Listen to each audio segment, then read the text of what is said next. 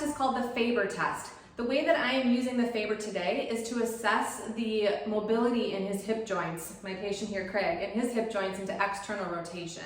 Now you can use FABER for a couple other diagnostic tests, but in this case today, we are using it, as I said, to test the mobility of the hip joint. FABER stands for flexion, abduction, and external rotation. So that's the position that we're going to be putting the hip in. So I'm going to start with Craig's left leg here. I'm going to bend his knee, and I'm going to put his ankle on top of the other thigh. So we're getting as close to the knee as we can here, but we're not going to be like resting on the kneecap. Then I'm going to ask him to let his knee just kind of rest down. So if you're doing this on yourself, this is all you have to do. Put the camera out in front of you and you can check this angle. To know if this is good or not, we use our fist as a measuring tool. So Craig, if you can make a fist for me. I'm just going to kind of measure my hand against his. So he's got about another inch or two, about an inch above my fist.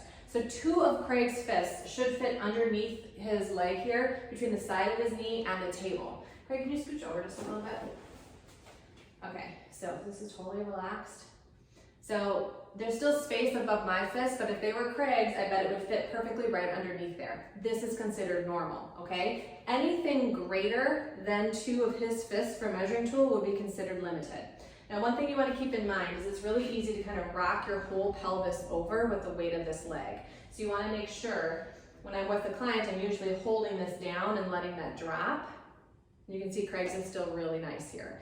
It would look something like this, potentially, if it was limited. All right, so let's just go ahead and check his other side and see what that looks like. Yeah, thank you. All right, so we're going to bend the knee, put it above here, let this rest down.